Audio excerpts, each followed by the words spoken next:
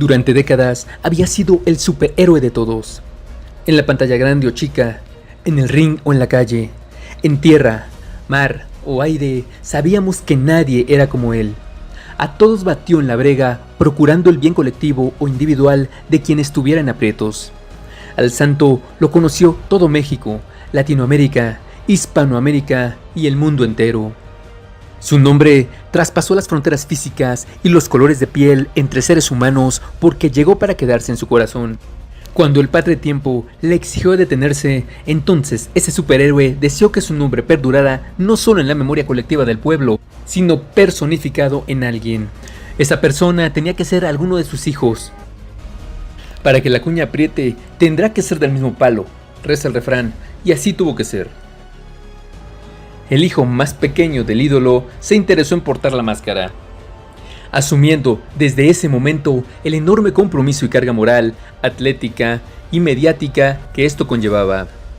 No muy alto, menos fornido que el papá, carente de experiencia como es normal en los jóvenes, pero con el brío interminable que lo reciente, lo nuevo ofrece, el muchacho soñaba con ser el descendiente de su padre. Solo su mente sabía lo que el jovencito cavilaba. La empresa era enorme, por no decir abismal. Ser el heredero del santo en el ring, vaya encomienda.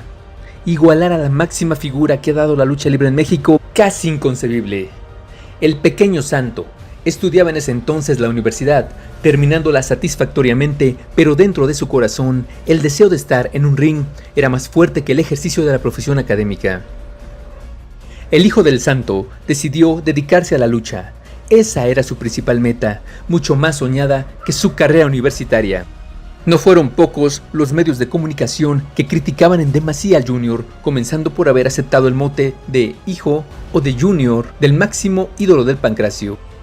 Tony Navarro, quien fuera su maestro, no dejó que el joven subiera al ring desprovisto de los esenciales conocimientos de lucha libre.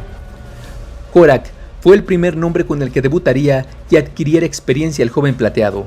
No deseaba que el nombre de su sagrado padre quedara en ridículo a las primeras de cambio.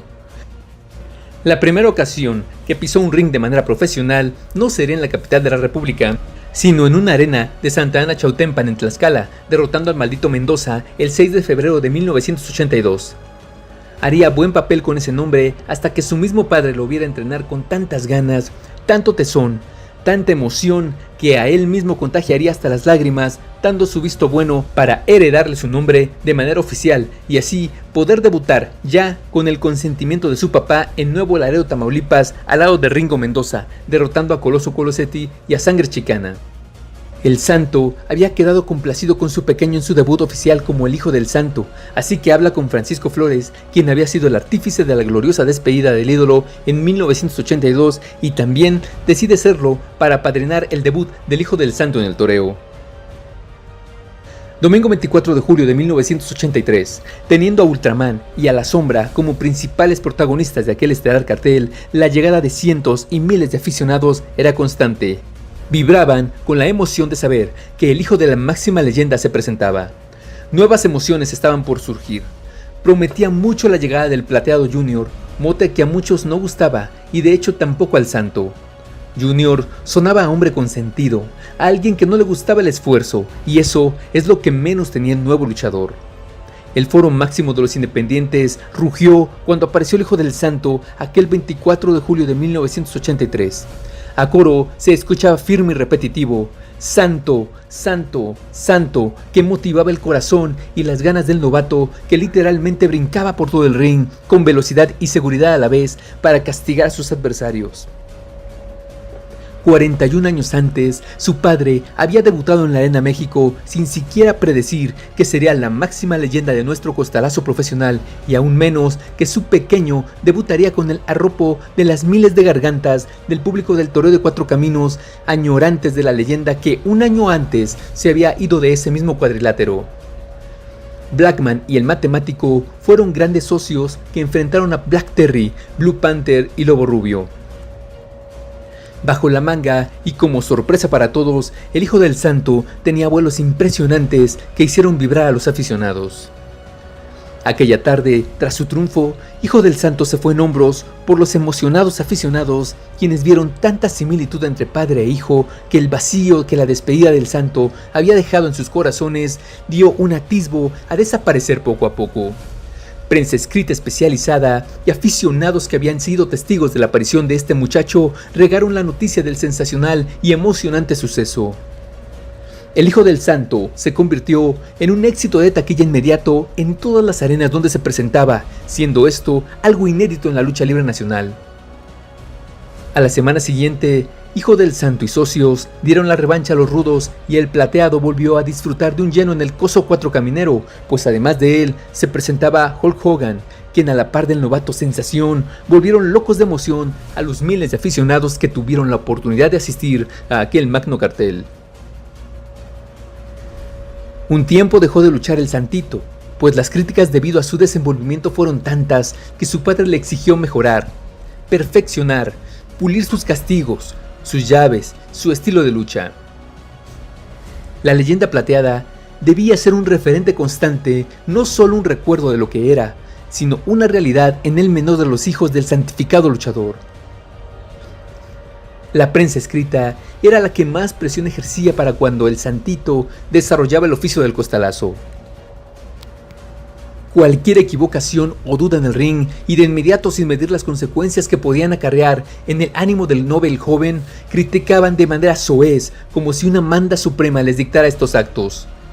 La prensa, la misma prensa escrita que en los años posteriores de gloria del Santo Señor ni siquiera cubrían sus eventos y solo de manera villamelona se aparecieron cuando dijo adiós a los encordados, era la que criticaba más. Se decían admiradores de él e indignados por el poco convincente actuar del Junior, ejercían la crítica visceral, esa que no ayuda en nada hiriendo el alma del afectado. Pero al joven no le importaron las críticas de su poco peso, el que dijeran que parecía chapulín por tanto brinco, el que tratara de luchar como su padre copiándole sus movimientos hasta cuando caminaba. Aplicando aquel adagio que dice, a palabras necias, oídos sordos, su única respuesta fue más preparación en el gimnasio para cubrir los errores que aún existieran o surgieran dada su novatez con el personaje. Pero si la prensa escrita era implacable, el público era tolerante con él, a sabiendas de que el muchacho daba todo lo que tenía. ¿Quién no ha tenido errores en esta vida? Era un muchacho con la enorme valentía de subir a representar un nombre que ya estaba escrito con letras de oro en la lucha libre mexicana y mundial, y eso tenía un gran mérito. Todo tiene dado ese chamaco. Está en las estelares por su jefe. Yo lo veo verde como lagartija y hasta el cuerpo lo tiene así. Eran las declaraciones de rudos y técnicos quemados por la envidia, quienes habían visto algo de fama y gloria tras mucho batallar en los rings. Sentían debido a esto merecedores de la fama que al joven se le daba de manera casi natural. Aplausos inmerecidos, gloria heredada, estelarismo regalado, era la óptica que tenían del Hijo del Santo, de los que consideraban tener un historial logrado por esfuerzo propio. En muchos endiablados rivales se notaba el odio en sus ojos al ver la idolatría con la que lo recibía el público. El Lobo Rubio fue el primero que deseó terminar con el plateado, llevándose el chasco de perder su poco cabello ante él. Campanazos enormes daba el joven quitando máscaras en todo lo ancho de la República. Era un hitazo en taquilla, solo comparado con 1000 máscaras, algo inusitado en la lucha libre mexicana de alguien que era relativamente nuevo en ella. Con una enorme racha en luchas de apuesta, logra rapar a Ray Richard el 17 de marzo de 1985 en Cuatro Caminos. El Hijo del Santo también supo de la responsabilidad moral que adquiría con el personaje, por lo que con una actitud amable y humana, en noviembre de 1985 asiste a varios centros en donde los damnificados del terremoto de septiembre de ese año permanecieron durante meses y meses. Gratos recuerdos dejó el joven plateado a niños, hoy personas adultas, quienes nunca podrán olvidar esas visitas que alegraban su existencia realizadas por el ídolo más taquillero del momento en la lucha libre, en los días más aciagos de su vida. Una sonrisa, un abrazo, un choque de manos que elevaba rumbo a la alegría, su alma sumida en la desgracia y en el desánimo. Alientos y esperanza de que todo mejoraría en el futuro, eso otorgó el Hijo del Santo, que al igual que su padre, no solo pretendía ser la estrella inalcanzable, sino una figura que brindara confianza y deseos de superación entre los aficionados que tanto y tanto le otorgaban con su apoyo en las arenas. Impresionantes duelos, inigualables luchas, momentos históricos que quedaron registrados con letras de oro dentro de nuestra lucha libre mexicana y para la historia de la UWA fueron los que regaló el Hijo del Santo que poco a poco iremos narrando para todos ustedes.